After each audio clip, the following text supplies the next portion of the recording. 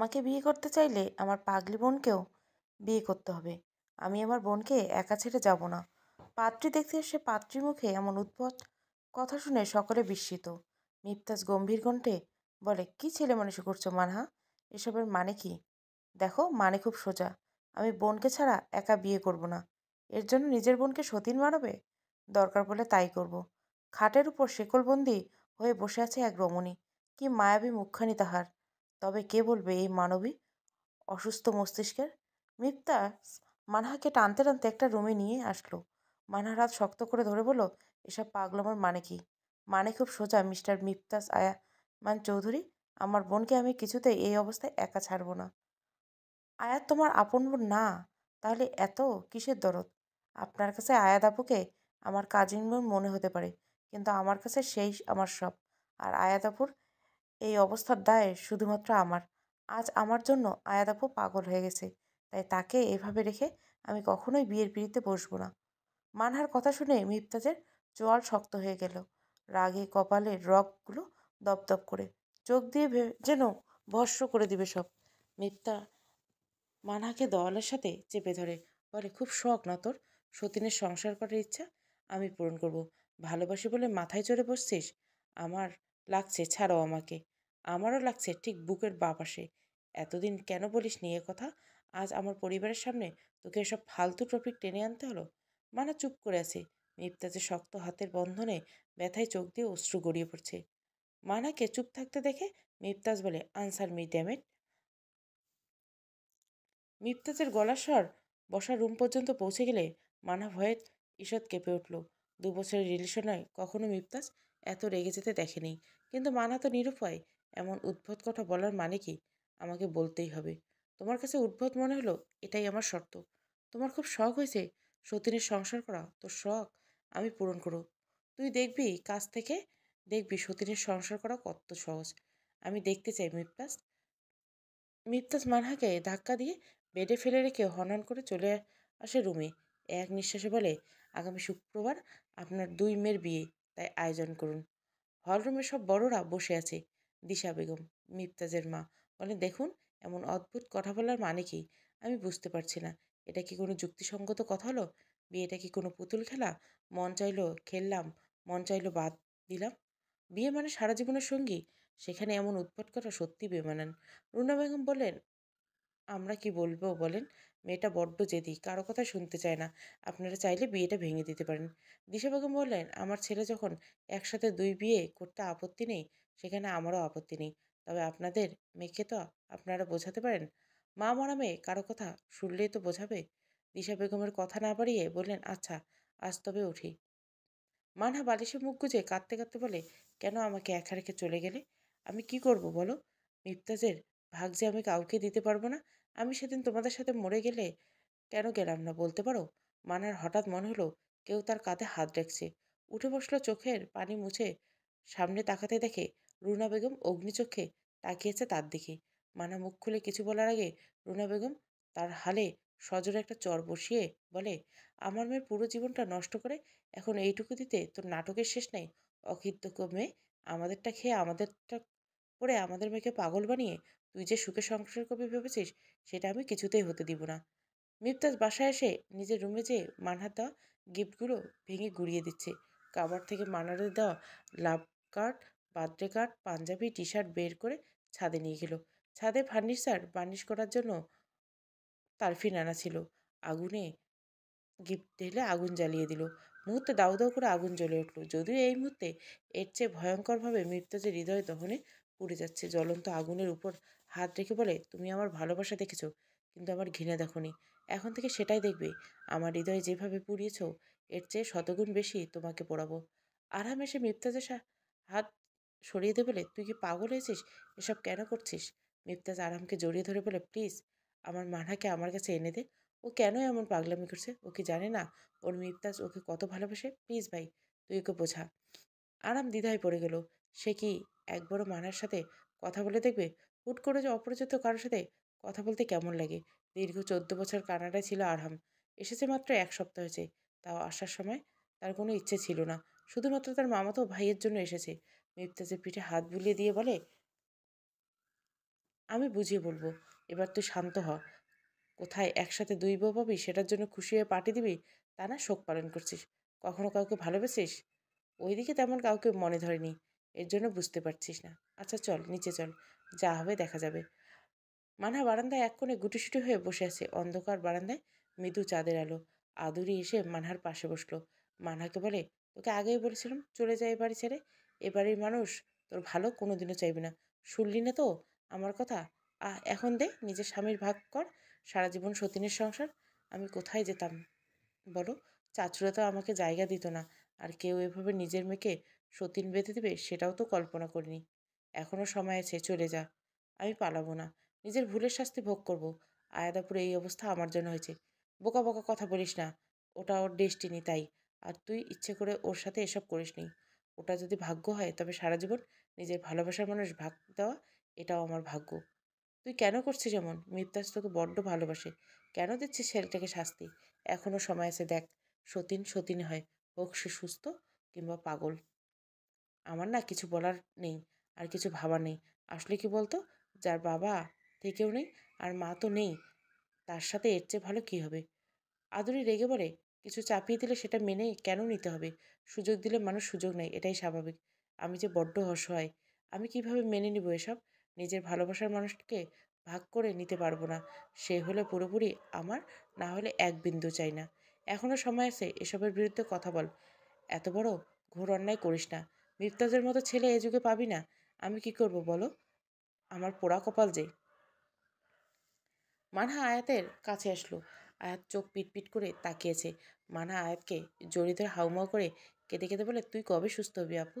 আপু বল না, তুই কবে সুস্থ হবি? আয়াত কি বুঝলো যে কে জানে, হয়তো পাগলের অনুভূতি থাকে। আয়াত মানহার চোখের পানি মুছিয়ে দিয়ে বলে, কাঁদিস না রে পাকা বুড়ি। বর আসবে এক্ষুনি, নিয়ে যাবে তক্ষুনি। কি মজা কি মজা বলে হাততালি দিতে লাগলো। রুনা বেগম এসে মানহাকে টেনে নিয়ে যায়। আয়াত জোরে জোরে বলছে, পাকা বুড়িকে ছেড়ে দাও। বর আসবে এক্ষুনি, নিয়ে যাবে তক্ষুনি। মানা ব্যথায় কুঁকড়ে উঠল। মৃদুস্বরে বলল, মামি লাগছে, ছাড়ো আমার। লাগুক, লাগার জন্যই তো ধরছি। তোর সাহস কি করে হয় আমার অসুস্থ মেয়ের কাছে যে ন্যাকামি করার? আজকে তোর একদিন কি আমার একদিন। শারীরিক মানসিক যন্ত্রণা একসাথে হলে মানুষ হয়তো অনুভূতিশূন্য হয়ে যায়। মানাকে টেনে এনে সোফার রুমের মেঝেতে ফেলে দিল। টেবিলের কোণার সাথে লাগে পায়ের চামড়া ছিলে গেল। যতদিন এই বিয়ে না হচ্ছে ততদিন তুই চিলেকোঠায় থাকবি, আর মানার আশেপাশে যেন তোকে না দেখি। রতন সাহেব বললেন, রুনা কি সুর করছো এসব? একটা কথাও বলবে না তুমি? যেদিন তোমার আদরের বোনের মেয়ের জন্য আমার মেয়েটার জীবন ধ্বংস হয়ে গেছিল, সেদিন কোথায় ছিলে তোমার কথা? ওটা একটা অ্যাক্সিডেন্ট ছিল, আর অ্যাক্সিডেন্ট কারো হাতে থাকে না। বাহ, অ্যাক্সিডেন্ট বলে চালিয়ে দিচ্ছ? ও নিজে হাতে ধাক্কা দিয়ে ফেলে দিয়েছিল আমার মেয়েটাকে। ওকে যে বাঁচিয়ে রেখেছি এটাই বেশি। তবে ওর বেঁচে থাকা হবে মৃত্যুর চেয়ে যন্ত্রণাদায়ক। ও প্রতিদিন মরবে, এটাই ওর শাস্তি। কেউ যদি ওর সাথে দরদ দেখিয়েছে, তার সাথে আমার বোঝাপড়া হবে। বলে গটগট করে নিজের রুমে চলে গেলেন। রতন সাহেব মানার পাশে বসে মানার মাথায় হাত বুলিয়ে দিয়ে বলে, মারে তুই চলে যা এখান থেকে। এই নরকে তোকে থাকতে হবে না। মানা চোখের চুল মুছে বলে, প্রত্যেক ভুলের শাস্তি আছে মামা। আমার ভুলের শাস্তি তো আমাকে পেতেই হবে বলো। তুমি আমাকে নিয়ে চিন্তা করো না, আমি ঠিক সহ্য করে নেব। চেয়ার ধরে উঠে খুঁড়িয়ে খুঁড়িয়ে চলে গেল চিলেকোঠায়। আদুরি দূরে দাঁড়িয়ে এসব দেখছিল। চোখের পানি মুছে ফার্স্ট এড বক্স নিয়ে চলে আসলো চিলেকোঠায়। আদুরি আস্তে করে মানহার পায়ে নিজের হাঁটুর উপর নিয়ে বায়োডিন লাগিয়ে দিল। সামান্য ছিলে গেছে। মানা বলল, তুমি কেন আসলে? মামি জানলে রাগ করবে তো। তুই চুপ কর। সব কিছু কেন মেনে নিচ্ছিস? কেন সত্যিটা আমাদের বলছিস না? কেন সব কথা লুকাচ্ছিস? বল সেদিন কী হয়েছিল? এটাই সত্যি, আমি আয়াতকে ছাদ থেকে ধাক্কা দিয়েছি। আমার চোখের দিকে তাকিয়ে বল মানা। তাকানোর কী আছে? সত্যি তো আর পাল্টে যাবে না। এটাই সত্যি। আদুরি রাগ দেখিয়ে চলে গেল। মানা সেই রাতের কথা ভাবতে চায় না। বীভৎস রাত। নিজের মোবাইল নিয়ে মিফতাজকে কল করলো, রিসিভ হচ্ছে না। মানা কলটা করেই যাচ্ছে। মেফতাজ বারান্দায় বসে গিটারের টুংটাং সুর তুলে গিটারের সুর বলে দিচ্ছে কতটা ক্ষত হচ্ছে হৃদয়। আচ্ছা, ওই যে হৃদয়ের রক্তক্ষরণ, তা কেউ দেখতে পায় না? এই ক্ষতে কেউ কেন মলম লাগায় না? গান গাওয়াটা হচ্ছে মেফতাজের মন খারাপ আবার ভালো সময়ে উভয়ের সঙ্গী। আজ যেন তার গানের সুরে বিষাদ ছড়িয়ে পড়ছে। পেয়ার ঝুটা থা। আরাম মিফতাজের রুমে এসে দেখে মিফতাজ হাত থেকে রক্ত পড়ছে, তবু গিটারের তারে সুর তুলে গান গেছে। প্রতিটি লাইন যেন হৃদয় ছিঁড়ে বেরোচ্ছে। চোখ দুটো লাল হয়ে আছে। রুমের ফ্লোরে সব জিনিস ভেঙে চুরে ছড়িয়ে ছিটিয়ে রেখেছে। আরাম লাইট অন করে মিফতাজের হাত থেকে গিটার নিয়ে নিল। বেডের উপর মিফতাজের মোবাইলে রিং হচ্ছিল। আরাম মোবাইলে হাতে নিয়ে দেখে লাইভ বাটন লিখে লাইফলাইন লিখে সেভ করার নাম্বার। আরাম কল রিসিভ করে মিফতাজের সামনে রেখে বের হয়ে যায়। দুই প্রান্তে দুজনের দৃষ্টি স্থির একে অপরের চোখের দিকে। মানহা অস্থির হয়ে বলে, তোমার রক্তে কেন, কি হয়েছে বলো? রক্তচক্ষু নিয়ে মানার দিকে তাকিয়ে বলে, নাটক করবি না, একদম নাটক সহ্য হচ্ছে না। কেন করলি তুই এটা আমার সাথে? কেন? মানার চোখ বেয়ে অশ্রু গড়িয়ে পড়তে লাগলো। খুব মনে পড়ছে সেই দিনের কথা। এই শুনো, রেগে গেলে তুমি কিন্তু আমায় তুই করে বলবে। আপনি করে বলবো। তাহলে ঠিক আছে, তোমার মুখে তুই ডাক শুনতে আমার কানে বিষের মতো লাগবে। অতীতের কথাগুলো ভেবে মুখ চেপে চিৎকার করলো। মিফতাজ হুশ আসলো মানহার অবস্থা দেখে। সাথে সাথে মোবাইল হাতে নিয়ে একদম মোবাইলের স্ক্রিনে সামনে যে বলে, প্রাণ পাখি আমার ভুল হয়ে গেছে, আর কখনো এমন হবে না, প্লিজ কাঁদে না। এই প্রাণ পাখি, কান্না বন্ধ করো। মানহার করুণ দৃষ্টি তাকিয়েছে। কতটা ভালোবাসলে একটা মানুষ এমন পাগলামি করতে পারে? জান, তোমার কি হয়েছে আমাকে বলো। তুমি কি মজা করছো আমার সাথে? বলো না জান, চুপ করে থেকে না, কিছু তো বলো। মানা নিজেকে সামনে নিয়ে বলে, তাজ তোমার হাতে ব্যান্ডেজ করো না, তোমার সাথে আমি একটাও কথা বলবো না। আরাম ততক্ষণে ফার্স্ট এড বক্স নিয়ে আরাম ইফতাজের একটা ব্যান্ডেজ করে দিচ্ছে, কিন্তু আরামকে দেখা যাচ্ছে না। মানা বলল, কে এসেছে তাজ? তোমাকে যার কথা বলেছিলাম অনেকবার সে। আরাম রুম ছেড়ে চলে গেল। মানা বলল, তুমি কিছু খেয়েছো? মেয়েরা পারে নিজের কষ্ট লুকিয়ে অন্যের কষ্ট দূর করতে। এদের চেয়ে বড় অভিনেত্রী হয়তো আর কেউ নেই। ইফতাজ বলল, খাবার রাখা দেখা করছো কখন সেটা বলো। খেয়ে ঘুমিয়ে পড়ো, আগামী বিকেল 3টায় হাতির ঝিলে দেখা হচ্ছে। এত ঘন্টা অপেক্ষা করতে পারবো না, এর আগে তো আসতে পারবো না। খেয়ে নাও, রাখি এখন। ফোন কেটে দিয়ে মানা কান্নায় ভেঙে পড়লো। কি করবে সে এখন? কি করা উচিত? তার ভালোবাসাকে আঁকড়ে ধরা, নাকি নিজের বোনের সংসারে দেওয়া? এটা তো ঠিক, আয়াতকে কেউ বিয়ে করবে না। একটা পাগল মেয়েকে কেউ বিয়ে নিজের বউ করতে রাজি হবে না। দু হাতে নিজের চুল খামচে ধরে চিৎকার করে কাঁদছে মানা। আজ খুব নিজের মায়ের অভাব অনুভব হচ্ছে। মেয়েরা নিজেদের কষ্টের কথা মায়ের কাছে জমা রেখে তারা ভাবে মা তাদের কষ্ট দূর করে দেবে। এই কথাটা রুবি ম্যাডামের মুখে ক্লাসে কতবার শুনেছে, অথচ কখনো মানহার কথা তার মায়ের কাছে জমা রাখা হলো না। যখন নিজের কষ্টগুলো নিজেকে সামলাতে হয়, তখন মানুষ পৃথিবীর সবচেয়ে অসহায় হয়ে পড়ে। তবে সে সময় তারা পাথরে পরিণত হয়। কষ্ট পেতে পেতে কষ্ট সহ্য করার ক্ষমতা চলে আসে নিজের মধ্যে। মানহা নিজের চোখের পানি মুছে দরজা বন্ধ করে দরজার সাথে হেলান দিয়ে খুব মনোযোগ দিয়ে কিছু হিসেব মেলেছে। হঠাৎ তার দরজায় কেউ জোরে জোরে আঘাত করতে লাগলো। ধরপড়ি উঠে দরজার কাছ থেকে কিছুটা দূরে সরে গেল। মানা জড়সড় হয়ে ছাদের একপাশে দাঁড়িয়েছে। তার কিছুটা দূরে দাঁড়িয়ে আছে এক সুদর্শন যুবক। 3 কোয়ার্টার প্যান্ট আর ব্ল্যাক টি শার্ট। মানা এক পলক সেদিকে তাকিয়ে দৃষ্টি ফিরিয়ে নিবন্ধ করলো আকাশের পানে। নিকষ কালো রাত, কোথাও একটা তারা নেই, হয়তো আজ অমাবস্যা। ল্যাম্পপোস্টের মৃদু আলোকে এখন মানার কাছে তীব্র আলো মনে হচ্ছে। পাশে দাঁড়িয়ে থাকা যুবকটি কাশি দিয়ে বলে, আমার কথাগুলোকে শুনবেন? এখানে কেউ কাউকে স্পষ্টভাবে দেখেনি, আবছা আবছা আলোয় দেখছে, ছায়ার মতো। মানা বলে, জি বলুন। আপনার পাগল বোনকে আমি বিয়ে করব, আমার কোনো আপত্তি নেই। মানা হাসলে সেই হাসি আরামের দৃষ্টি পড়ল না। আপনাকে তাজ পাঠিয়েছে, আমি নিজে এসেছি। এত উদার হবার কারণ নিশ্চয় আপনার ভাই। সে যাই হোক, আমার যখন আপত্তি নেই, আপনি সবার সাথে কথা বলে রাখবেন। আজকের মতো আসি। আপনাকে এত রাতে বাসায় কে ঢুকতে দিল? আপনার মামা দরজার বাইরে দাঁড়িয়ে আছে। আচ্ছা, আসি। আরাম চলে গেল। মানা আবার শূন্যে দৃষ্টি নিক্ষেপ করলো। আচ্ছা, পৃথিবীতে এত যন্ত্র তৈরি হয়েছে, অতীত পরিবর্তন করার কোনো যন্ত্র কেন তৈরি হলো না? তাহলে মানহা এই তিক্ত অতীত মুছে ফেলতো। মানহা এলোমেলো চুলগুলো মৃদু বাতাসে উঠছে। নীলাম্বরে আজ কোনো জ্যোৎস্না নেই, নিকষ আলো। রতন সাহেব মানহার পাশে এসে দাঁড়ালেন। শূন্য দৃষ্টি রেখে বলে, ছেলেটাকে তাজের বড় ভাই, আপন না, কাজিন। তাহলে তো হলোই, ছেলেটা আয়াতকে বিয়ে করলে আর কোনো সমস্যা থাকলো না। আমার কি মনে হয় জানো মামা, আমার জীবনটা ঠিক এই অমাবস্যা রাতের মতো নিকষ গেল। কোথাও কোনো আলো নেই, চারিদিকে শুধু আধারের আচ্ছানি। রতন সাহেব মানহার মাথায় হাত রেখে বলে, জানিস, আধারের জন্য আলোর সূচনা। আধার না থাকলে আলো মূল্যহীন। এই যে দীর্ঘ কালো রাত, তার শেষে রয়েছে নতুন দিনের সূর্য, একদম চকচকে সূর্য। সব আধার ভেদ করে সূর্য ওঠে না মামা। ভুল বলছিস, সব আধারের শেষে আলো থাকে। ওই যে অদূরে তাকিয়ে দেখ, ওই যে আধারও জোনাকিরা কি অদ্ভুত আলো ছড়াচ্ছে। যখন ধৈর্যের সকল আলো নিভে যায়, তখন নীলাম্বরের জ্যোৎস্না উকি দেয়। শেষ বললে শেষ হয় না, শেষ থেকে নতুন কিছু শুরু করতে হয়। এই পৃথিবীতে মানহার আপন বলতে এই একটা মানুষ। মায়ের মৃত্যুর পর যে তাকে আগলে রেখেছে। মানহা নিজের মামাকে জড়িয়ে ধরে বলে, মামা, সব যেন ঠিক হয়ে যায়। আমি চাই সমস্ত আধার কেটে নতুন দিনে সূর্য উঠুক, রাঙিয়ে দিক আমার জীবন। রতন সাহেব মানহার মাথায় হাত বুলিয়ে বলেন, সব ঠিক হয়ে যাবে। দুঃখ হলো একটা দীর্ঘ রাতের ন্যায়, যা শেষ হয়ে নতুন দিনে সূর্য উদিত হবে। রাতের সকল আধার যেন মুহূর্তে শুষে নিয়ে নিজেকে আলোতে পুরো ধরিনীকে আলোকিত করে তুলেছে নতুন দিনের সূর্য। পাখির কিচিরমিচির ডাক আর কর্মব্যস্ত মানুষের নিজেদের স্বপ্ন পূরণের তাগিদায় ছুটে চলা শুরু করছে। প্রতিটি দিন প্রতিটি মানুষের জন্য নতুন কিছু নিয়ে হাজির হয়। এই ইট পাথরের নগর কত মানুষের স্বপ্ন রোজ দাফন করে কে হিসেব কষে। আবার কত মানুষ নতুন স্বপ্ন বুনে চলছে অবিরাম। জীবন্ত স্রোতধারা যা বহমান, তার সাথে তাল মিলিয়ে আমরা বয়ে যেতে থাকি। যে নিরলস চলতে থাকে, যে থেমে যায় সেই হারায়। দিশা বেগম রাতে ছেলেকে কিছু বলেনি। ছেলের সম্পর্কে তার ধারণা আছে। আর তাছাড়া ছেলেমেয়ে বড় হলে তাদের কিছু স্পেস দিতে হয়। তাই গতকাল ছেলেকে কিছুই বলেনি। এখন বাজে সকাল 10টা 15। নিজের ছেলের রুমের সামনে এসে বার কয়েক ডাকলো, তাজ উঠো, কথা আছে। মিফতাজ ঘুম জড়ানো কণ্ঠ বলল, আম্মু প্লিজ আর একটু ঘুমাতে দাও।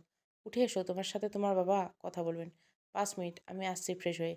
আরাম ধোয়া ওটা কফির মগে চুমুক দিচ্ছে আর চিন্তা করছে, আচ্ছা মানা তার এত পরিচিত কেন মনে হলো? সে তো 14 বছর পর বাংলাদেশে আসলো। তাহলে এই কণ্ঠ এত পরিচিত কেন মনে হচ্ছে? সকাল সকাল আকাশ দরুন উপভোগ্য, তবে বেশিরভাগ মানুষ তা উপভোগ করতে ব্যর্থ।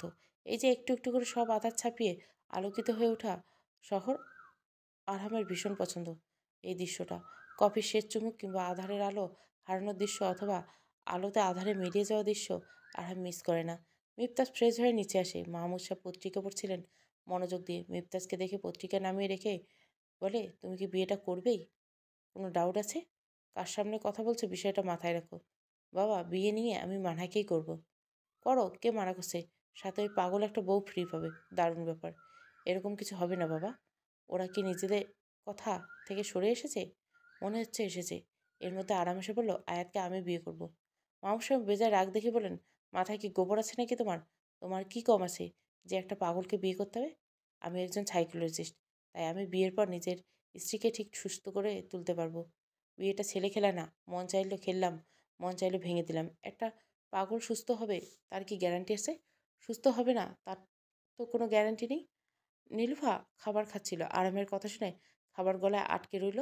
মনে হচ্ছে বুকের ভেতর কেমন চিনচিনে ব্যথা অনুভব হচ্ছে। আরামকে নীলু ভালোবাসে, ভালোবাসা বোঝার পর থেকে।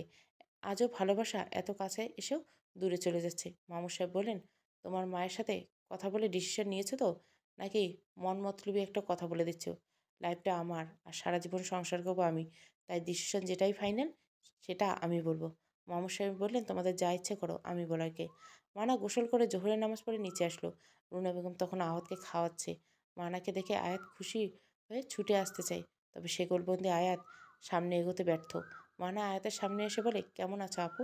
আয়াত হুট করে মানহার গলা জড়িয়ে ধরে বলে, পালিয়ে যা রে, মেরে ফেলবে ওরা আমাদের, পালা। আয়াত হাইপার হয়ে যাচ্ছে, এখন কোন দুর্ঘটনা ঘটিয়ে ফেলতে পারে। মানহা দ্রুত আয়াতের ইঞ্জেকশন নিয়ে আসলো। রুনা বেগমকে ইশারা করতে তিনি আয়াতকে ধরে রাখলো। মানা দ্রুত ইঞ্জেকশন পুশ করে দিল। আয়াত নিস্তেজ হতে হতে বলেছিল, ওরা আমাদের মেরে ফেলবে, পালা। মানা ঘামছে, ভয়ে মানার হাত পা কাঁপছে।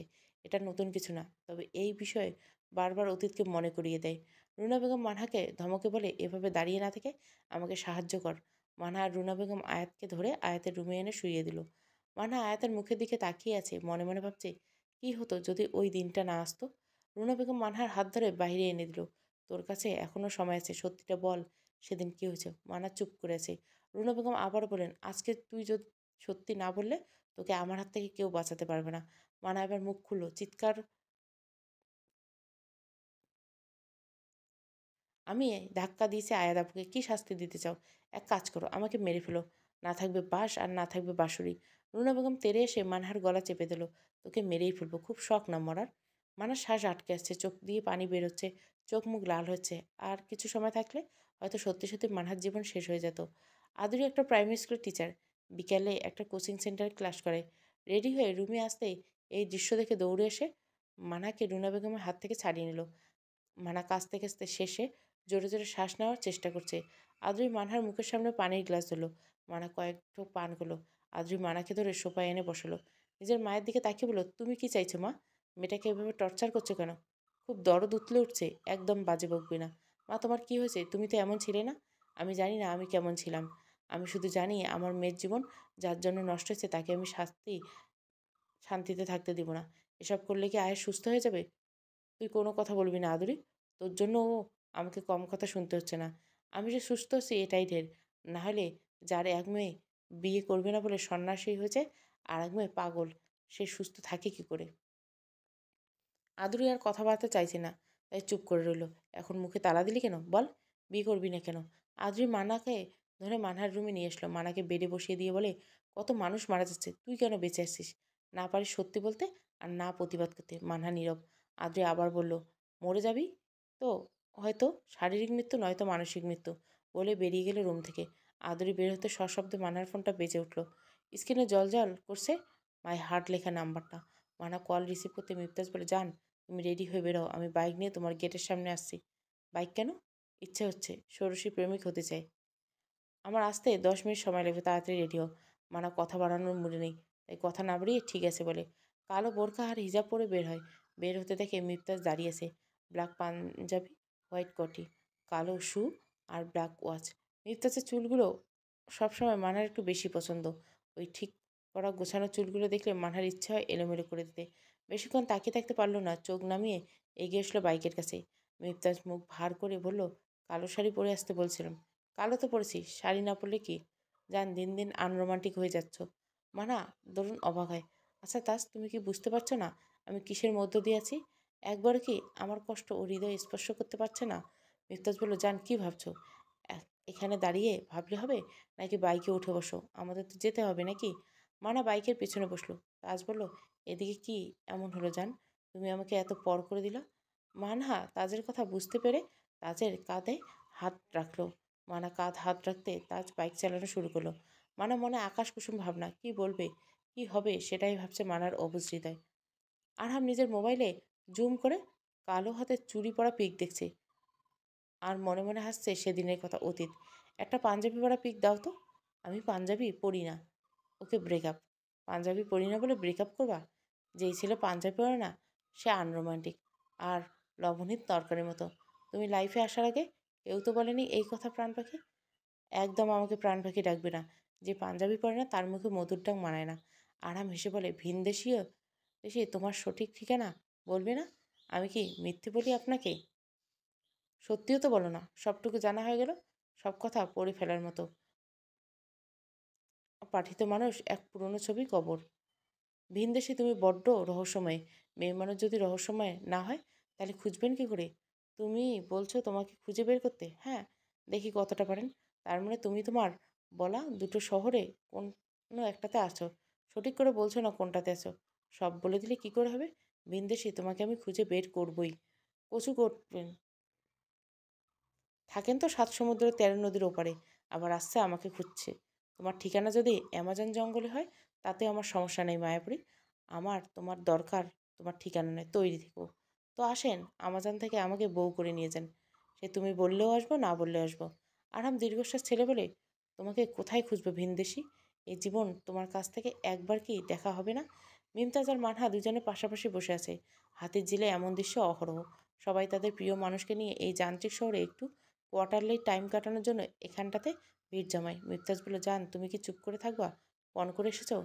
ভাবছি কোথা থেকে শুরু করব। ভাববা ভাবির কি আছে? আমার সাথে কথা বলতে এখন তোমার ভাবতে হবে?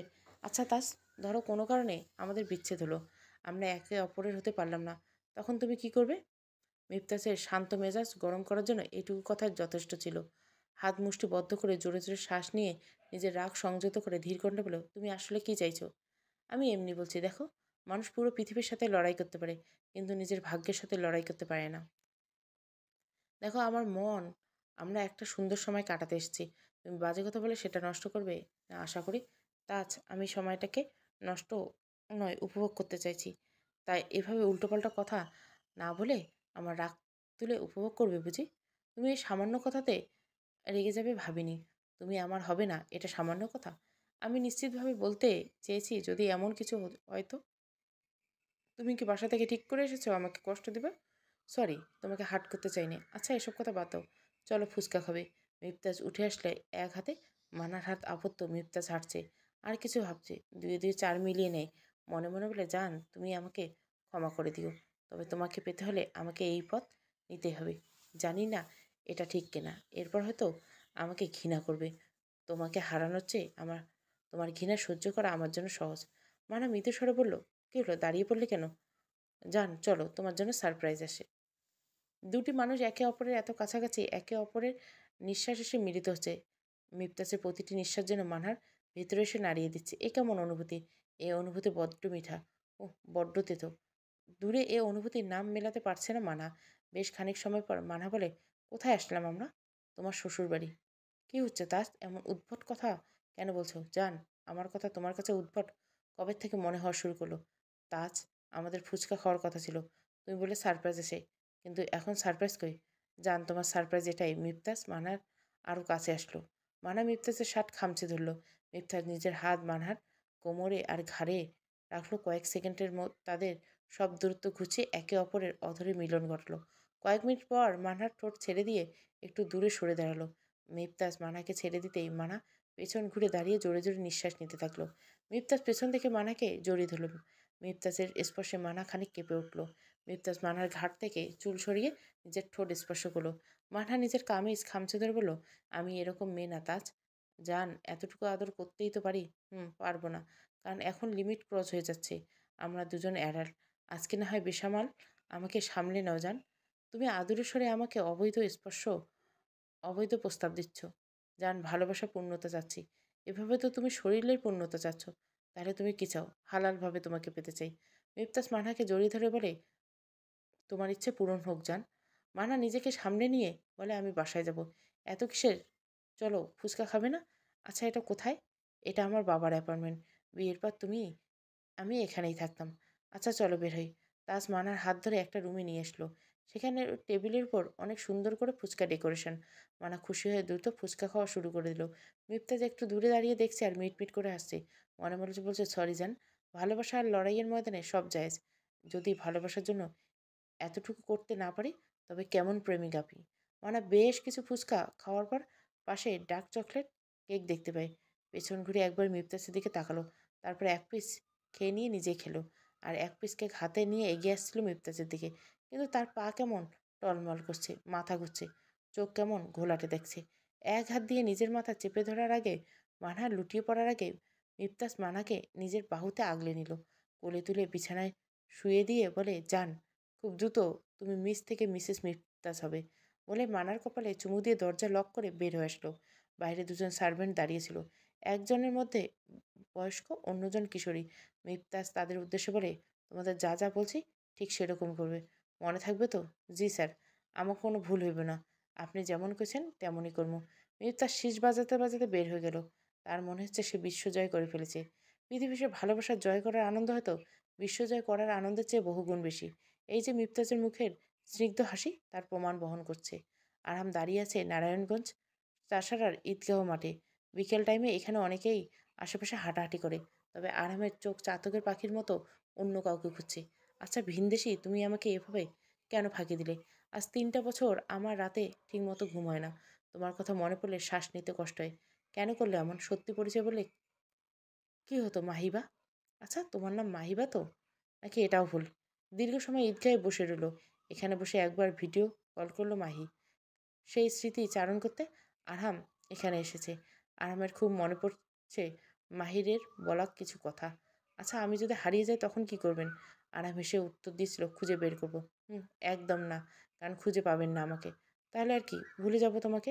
মাহি এবার শব্দ করে হেসে বলে, এই যে আমরা বলি ভুলে যাব, আসলে কি আমরা ভুলতে পারি?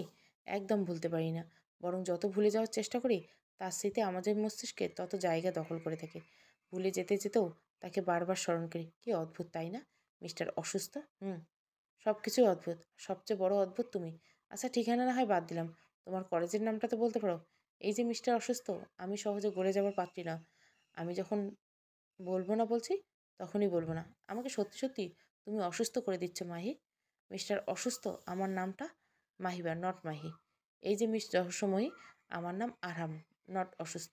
হুম আপনি মিস্টার অসুস্থ? তা কোন রোগে অসুস্থ আপনি? আমার ঠিকানা জানার রোগে? বলতে হবে না তোমাকে ঠিকানা। আমি তোমাকে ভালোবাসি। এখন তুমি যদি উগান্ডার মানুষও হও, তবুও তোমাকেই ভালোবাসবো। এই আপনি না দুদিন আগে আমাকে আপনি করে বলতেন, এখন সারা জীবন তুই তুমি করে বলবো মিস মাহি? আচ্ছা, এত যত্ন করে মাহি ডাকেন, যেদিন জানবেন এটা আমার আসল নাম না, তখন তখন তোমাকে না হয় আমার ভিনদেশি তারা বলে ডাকবো। এসব ভাবনার মাঝে কেউ একজন বলল, স্যার মালা কিনবেন, বকুল ফুলের মালা। মিফতাজ ভাবনার জগৎ থেকে বের হয়ে মালার দিকে তাকালো। হুট করে তার মাহির কথা মনে পড়লো। জানেন, বকুল ফুলের শুকিয়ে গেলেও ঘ্রাণ থাকে। তাই বিশ্বাস না হলে কখনো শুকিয়ে ঘ্রাণ শুকে দেখবেন। মিফতাজ বাচ্চাটাকে বলল, কত দাম? 10 পিস। 10 টাকা পিস স্যার। আপনি কয়টা নেবেন? তোমার কাছে কয়টা আছে? এখন 15টা আছে। মেহতাজ 1000 টাকার নোট বের করে ছেলেটার হাতে ধরিয়ে বলে, সবগুলো আমাকে দিয়ে দাও। আনন্দে ছেলেটা চোখ মুখ চকচক করে উঠল। মালাগুলো মেহতাজের হাতে দিয়ে বলে, জানেন সাহেব, মেলা দিন আগে এক আপা আমার থেকে সব মালা কিনছে, আর আজ আপনি কিনলেন। মিফতাজ যেন আশার আলো দেখতে পেল। ছেলেটাকে জিজ্ঞাসা করলো, তা কতদিন? মেলা দিন স্যার, ধরেন বছর দুয়েক আগে। এই আপা নাকি এখানে ঘুরতে এসেছিল। মিফতাজ নিরাশ হলো। কীভাবে খুঁজবে তার ভিনদেশিকে? আর কোথায় খুঁজবে? রুনা বেগম সেই কখন থেকে বসার রুমে বসে আছেন, না কারোর সাথে কথা বলছেন, না কারো কথার উত্তর দিচ্ছেন। রতন সাহেব কত কি জিজ্ঞাসা করলো, তবুও সে একটা কথারও উত্তর দেয়নি। আদুরি বসে আছে একটা সিঙ্গেল শপে। সেই কখন থেকে মানহার কল করে যাচ্ছে, কিন্তু বারবার সুইচ অফ বলছে। আদুরি ভীষণ ঘাবড়ে গেছে। তার বলা কথাগুলো ইফেক্ট করেনি তো? যদি সেই কথা শুনে ভুল করে বসে মানহা? রাত গভীর থেকে গভীর হচ্ছে। রতন সাহেব আশেপাশে খোঁজ করলেন, কোথাও মানহার খবর পেলেন না। তার বোনের মৃত্যুর পর নিজেকে আগলে রেখেছিল মেয়েকে। বুকের ভেতর তীব্র ব্যথা হচ্ছে, মনে কত রকমের ভাবনা আসছে। ক্লান্ত শরীর নিয়ে রাত 2টোর সময় বাসায় ফিরলেন। আদুরি নিজের বাবাকে দেখে ছুটে আসলেন। বাবার চেহারা বলে দিচ্ছে মানার খোঁজ পাওয়া যায়নি। গ্লাসে পানি এনে বাবার সামনে ধরলেন। রতন সাহেব পানির গ্লাসটা নিলে আদুরি বাবাকে বলল, তুমি এত চিন্তা করো না বাবা, সব ঠিক হয়ে যাবে। আমার মনে হচ্ছে মানহা ঠিক জায়গায় আছে, ওর কিছু হবে না, দেখে নিও। রতন সাহেব মেয়ের কথায় চিন্তামুক্ত হতে পারলেন না। তার মাথায় ঘুরছে কত শত চিন্তা। নিজের বোনকে কথা দিয়েছিল নিজের সবটুকু দিয়ে আগলে রাখবেন, আর সে কথা রাখতে ব্যর্থ। ক্লান্ত শরীরটা এলিয়ে দিল সবাই। তৎক্ষণাৎ সেখানে উপস্থিত হলো রুনা বেগম। চোখে মুখে কাঠিন্য ফুটিয়ে তুলে বলে, এসব কিছু তোমার আদরের ভাগ্নি ইচ্ছে করে করছে। আমি অত শত বুঝি না। আমার মেয়ের যদি কোনো রকম ক্ষতি হয়, তাহলে আমি কাউকে ছাড়বো না। আমি এর শেষ দেখেই ছাড়বো। রতন মিয়া চোখ বন্ধ করে বললেন, মেয়েটা মরে গেলেই তো তুমি শান্তি দেখো, ইচ্ছে পূরণ হয়ে যাক নাকি? আচ্ছা রুনা, তোমার কখনো মেয়েটার জন্য মায়া হয় না? বাচ্চা মানুষ একটা ভুল করে ফেলেছে, সে ভুলের শাস্তি তুমি আর কতদিন দেবে? এবার তো তোমার শান্তি। রুনা বেগম কপর রাগ দেখে বলে, এসব নাটক আমার সাথে করে লাভ নেই। আমি সব বুঝি। তুমি নিজেই তোমার ভাগ্নিকে অন্য কোথাও সরিয়ে দিয়েছো, এখন এসে আমার সাথে নাটক করছো। আমি কিছুতেই তুমি যা চাইছো তা হতে দিব না। আমার মেয়েকে আমি মিফতাজের সাথে বিয়ে দিয়ে ছাড়বো। কিছুতেই তোমার ভাগ্নিকে আমি সুখী হতে দিব না। রাত অনেক হয়েছে, নাটক বন্ধ করে যে যার রুমে ঘুমাতে যাও। সকাল হলে আবার নাটক করতে পারবে। রুনা বেগম নিজের রুমে চলে গেল। আদ্রি তার বাবার পাশে এসে বলে, বাবা যাও, যে শুয়ে পড়ো, আমি মিফতাজকে একটা কল করে বলি। রতন সাহেব বললেন, বলে দেখ। আদ্রি কল করছে কিন্তু রিসিভ হচ্ছে না। মূলত মিফতাজ ইচ্ছে করে রিসিভ করছে না। আদ্রি উপায় না পেয়ে টেক্সট করলো, কিন্তু কোনো রেসপন্স নেই। হতাশ হলো আদুরি। বিধ্বস্ত এত তাড়াতাড়ি ঘুমিয়ে যাওয়ার মানুষ না। সবসময় কমপক্ষে রাত 3টে পর্যন্ত থাকে। তবে আজ এখন লাইনে নেই কেন? মানার সাথে তাজের কিছু করেনি তো? আদ্রির সন্দেহ হতে লাগলো। আদ্রি ঠিক করলো সকাল হলে একবার তাজের সাথে দেখা করবে। মিফতাজ একটা চেয়ার টেনে বসে আছে মানহার মুখোমুখি। মানহা তখন গভীর ঘুমে। ঘুমে তো থাকারই কথা। এই ঘুম পাড়ানোর জন্যই তো এত আয়োজন। মিফতাজ এক ধ্যানে মানহার দিকে তাকিয়েছে। বেশ কিছু সময় তাকিয়ে থাকার পর উঠে এসে মানহার কপালে চুমু দিল। মানহাকে নিজের বাহুতে আগলে নিয়ে নিজেও ঘুমের রাজ্যে পাড়ি জমালো। সবাই ঘুমে থাকলেও একটা মানুষের চোখে ঘুম না, তার চোখে মুখে প্রতিশোধের নেশা। রুনা বেগমের এখনও মনে আছে সেই দিনটার কথা। চোখ বন্ধ করলে যেন ভেসে উঠছে সেই গা শিশিরে ওঠার দৃশ্য। তার মনে একটাই প্রশ্ন বারবার ঘুরপাক খায়। সেটা হলো, মানহা আয়াতকে কেন ধাক্কা দিয়েছিল? কেন তার মেয়ের সাথে এত নিষ্ঠুরতা করলো? রাত তো চলেই যায়, নতুন দিন শুরু হয়। তবে আমাদের হৃদয়ের ক্ষতগুলো প্রতি রাতে গভীর বাড়তে থাকে। সকালে গাড়ির হর্ন আর ব্যস্ত মানুষের সমাগম বাড়তে থাকে এই এরিয়ায়। পুরান ঢাকা বংশাল নিয়ে এসে রেখেছে মানহা। মিফতাজ উঠে ফ্রেশ হয়ে, মানহা এখনও কোনো হুঁশ নেই। পুরান ঢাকার মানুষ এক আজব জনগোষ্ঠী। এখানে সকাল হলে পুরনো পরিবার মিলে বকরখানি আর চায়ের আড্ডায় মেলাতে ব্যস্ত হয়ে পড়ে। অলিগলি এই শহরে একে অপরের সাথে মিশে আছে সকলে। এখনও এখানকার মানুষ নিজেদের ঐতিহ্য বহন করে বাপ দাদার আমলে। তাদের মধ্যে এখনও রয়েছে কথার ফাঁকে হিন্দি বলার রেওয়াজ। বাড়িগুলো যেন এক একটা এক একটার সাথে লেপ্টে আছে। এখনো প্রায় বাড়ির বারান্দায় ঝুলে থাকতে দেখা যায় বানর। এই বানরের কাহিনী শেষ নেই। কলা খেয়ে মানুষটাকে ছুঁড়ে মারা, আরেক ছাদ থেকে এটা সেটা নিয়ে আসা, চলতে থেকে বানর বাহিনী। অদ্ভুত ভালো লাগে এসব দেখতে। মাগার তারায় পরোয়ারি করে না কিছু। পুরান ঢাকার মানুষের কলিজা মেলা বড়। অতিথি আপ্যায়নে তাদের জুড়ি মেরা ভাল। তেমন আবার খুন করতেও দোবারা ভাবে না। মিপ্তার চায়ের কাপ হাতে নিয়ে বারান্দায় দাঁড়িয়ে সবার ব্যস্ততা দেখছে। এর মধ্যে ঘরের মধ্যে কিছু ভাঙা শব্দ পেয়ে ছুটে আসে। চায়ের কাপ টেবিলে রেখে মানহার উদ্দেশ্য বলে, রিল্যাক্স যান, এত হাইপার হচ্ছে কেন? একদম আমার সাথে কথা বলবে না। এসব করে তুমি আমাকে পেয়ে যাবে ভেবে থাকলে তুমি ভুল। জান, তোমাকে পেয়ে গেছি। আর নতুন করে কি পাবো? জোর করে শরীর পাওয়া যায়, মন না। এসব কি ধরনের কথা বলছো? মানছি তোমাকে এখানে এনে রেখেছি, কিন্তু জোর করে তোমার সাথে কিছুই করিনি। আজ করনি, কাল করবে না তার কি গ্যারান্টি আছে? কী সব উদ্ভট কথা বলছো মানা? তোমার তোমার আমাকে সেরকম মনে হয়? আমাদের কত কিছু মনে হয় না, কিন্তু সেরকম অনেক কিছু আমাদের সাথে হয়। দুর্ভাগ্য আমরা মানুষ চিনতে ভুল করি। তুমি রেগে আছো তাই ভুল বকছো, রিল্যাক্স হও। আমার কথা শোনো। এই পুরান ঢাকায় তোমার বাবার অ্যাপয়েন্টমেন্ট কবে হলো? এটা রিন্টু ফুপুর বাসা। ফুপু তো পরিবার নিয়ে বাইরে থাকে, তুমি জানো। তাই আমাকে এখানে নিয়ে আসবে, বউ করতে না পারলে রক্ষিতা করে রাখবে, তাই তো? মানার কথা শুনে তাজ মানহার দিকে তেড়ে এসে বলল, এনাফ ইজ এনাফ। অনেক বলেছো তুমি। ভালোবাসি বলে মাথায় চড়ে বসছো? ভালোবাসার দোয়াই দিয়ে একটা মেয়েকে ঘুমের মেডিসিন দিয়ে নিজের কাছে পুরো রাত রেখে দিয়ে তার মান সম্মান সব ধুলোয় মিশিয়ে দিবে? আমি অত শত বুঝি না। যে পর্যন্ত তুমি তোমার আর আমার আয়াতের সাথে ঘটে যাওয়া ঘটনা সত্য না বলছো, তোমাকে ছাড়বো না। সেসব শুনে হজম করতে পারবে তো মিস্টার মিফতাস আয়মান? মানে তুমি কি বলতে চাইছো? সত্যি কঠিন সত্য, যা শোনার পর মানার ক্ষমতা আপনার নেই। এত হেয়ালি না করে বলো। আমি এখন বাসায় যাব, আমি আপনাকে বলতে বাধ্য নই। সামনের টেবিলে পা দিয়ে জোরে আঘাত করে মিফতাস। আমি তোমাকে এখন থেকে বের করতে বাধ্য নই বলেই দরজা বন্ধ করে যায়। এই অতীত মানহা কারো সামনে আনতে চায় না, কিন্তু ঘুরে ফিরে সেটাই বারবার তার জীবনে আসে। আরাম আজ এসেছে এক বুক শপে। এখান থেকে মাহিবা বুক ক্রয় করতো। আরাম এসে দোকানের কর্মচারীকে জিজ্ঞাসা করতে থাকে, কিন্তু সবাই বলে এমন কাউকেই তারা চেনে না। হতাশ হয়ে একটা চেয়ারে বসে পড়ে। ঠিক তখন মনে পড়ে মাহিবার বলা একটা কথা, ক্লান্ত হয়ে ফিরবে যখন নীরে, আমায় খুঁজে পাবে তোমার তীরে। আরামের মনে পড়ল চিঠির কথা, এত কিছুর মধ্যে সেটা ভুলেই বসেছে। এখন মনে হয় প্রাণে পানি এসেছে। মাঝে মাঝে আমরা প্রকৃতিক বেড়াজালে আটকে যাই। সমস্ত পরিবেশ প্রতিকূল আমাদের বিপক্ষে থাকে। সে সময় কেউ থাকে না আমাদের পাশে। সবাই কেমন দূরে সরে যায়। পরিচিত মানুষকে অপরিচিত লাগে, আপন বলতে কেউ থাকে না। নিজের কথাগুলো বোঝার কেউ থাকে না, একাকিত্ব গ্রাস করে নেয় আমাদের। তখন খুব চিৎকার করে কাঁদতে ইচ্ছে হয়। দু চোখে পানিও তখন ছন্দ হারায়। তারাও তখন ধরা দিতে চায় না। এমন এক কঠিন মুহূর্তে দাঁড়িয়ে আছে মানহা। তার কি করা উচিত?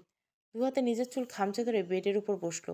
ভালোবাসা অতীত দুটোর মধ্যে কোনটা বেছে নেওয়া উচিত? অতীতের জন্য বর্তমানকে হারানো, নাকি বর্তমানের জন্য অতীতকে হারানো? নিজেকে কোনোভাবেই স্থির করতে পারছে না মানহা। সব কিছু ধ্বংস করে দিতে ইচ্ছে করছে, নয়তো নিজেকে শেষ করতে ইচ্ছে করছে। মিফতাজ বের হয়ে সোজা চলে আসলো মানহাদের বাসায়।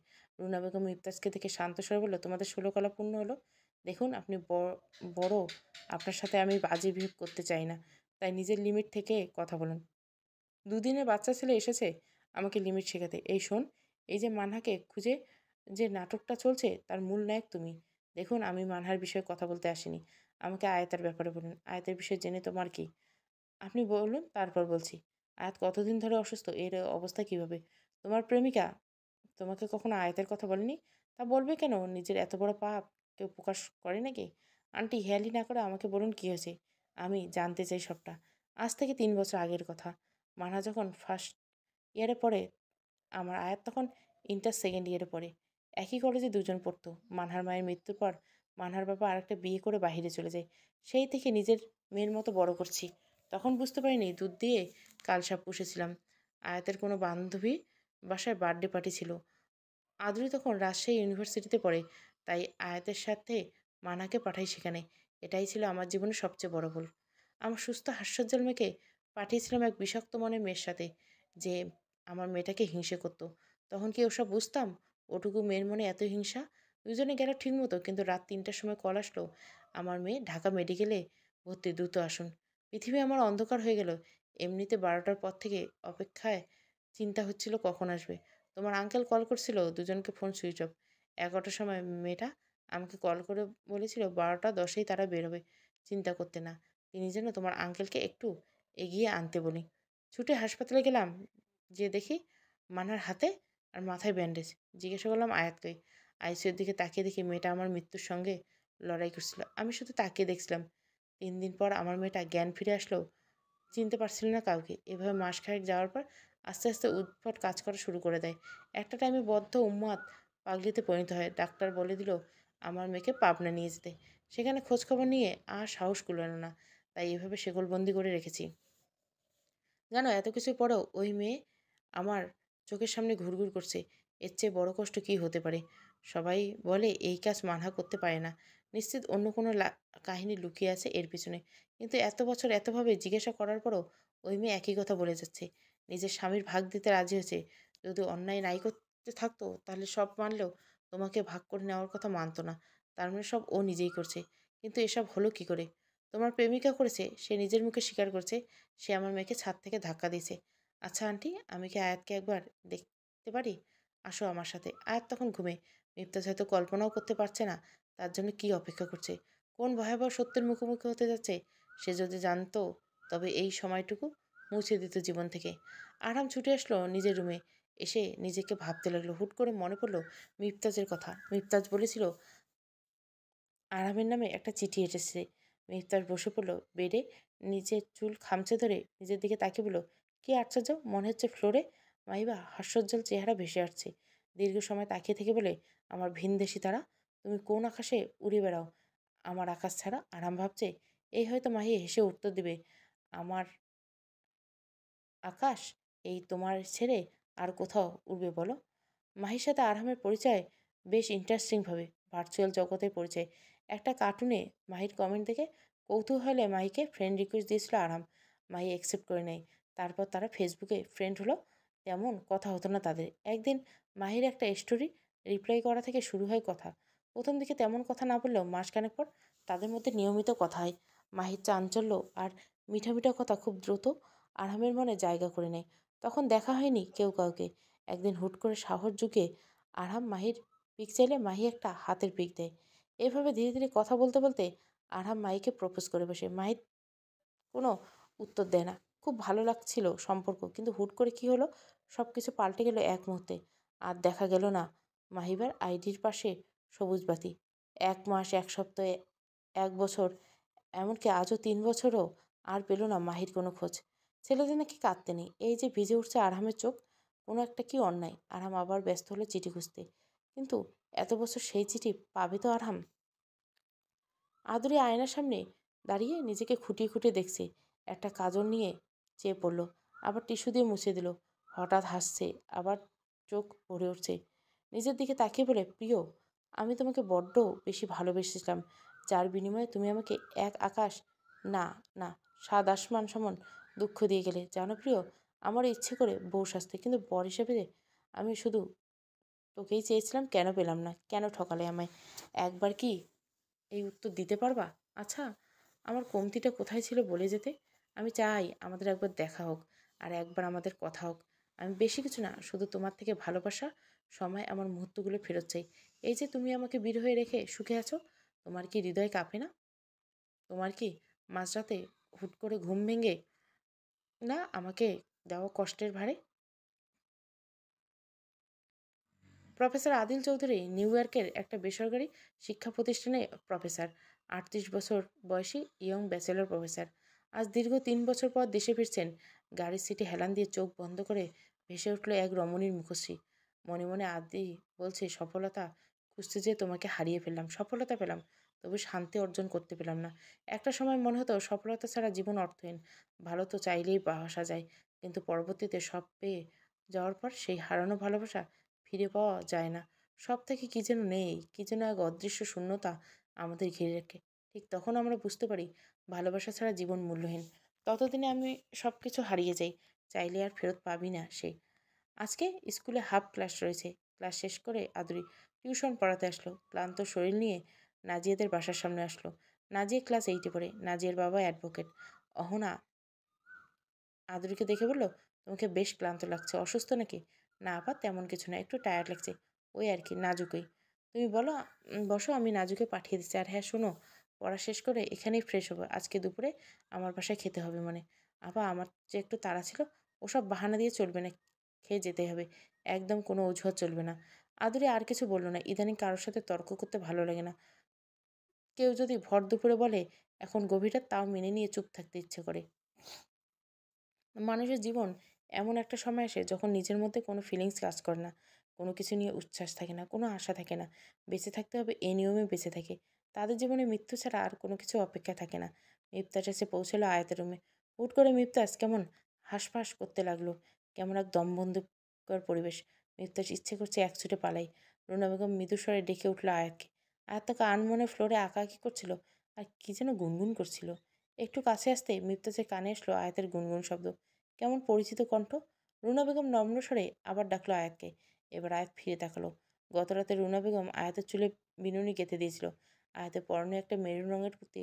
সবসময় আয়াতের পাগলামো করে না, তবে কারোর সাথে কথা বলে না, নিজের মনে মনে কি যেন বিড়বিড় করতে থাকে।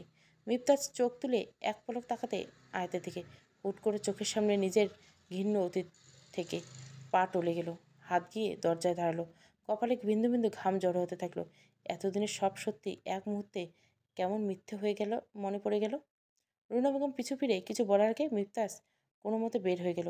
পেছন থেকে রুনা বেগম ডাকছেন, কিন্তু এই মুহূর্তে সে ডাক মিফতাজের কানে পৌঁছালো না। বেখালি হয়ে রাস্তায় হাঁটতে লাগলো।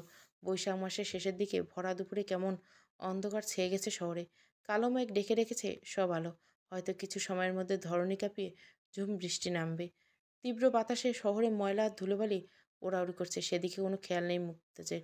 এই মুহূর্তে যেন জ্ঞানশূন্য মিফতাজ, যে অতীত থেকে পিছু ছাড়াতে নিজের চোখ লেন্স ব্যবহার করা শুরু করলো, নিজের কপালের বাঁ পাশে তিল লাগালো, নিজেকে পরিবর্তন করলো।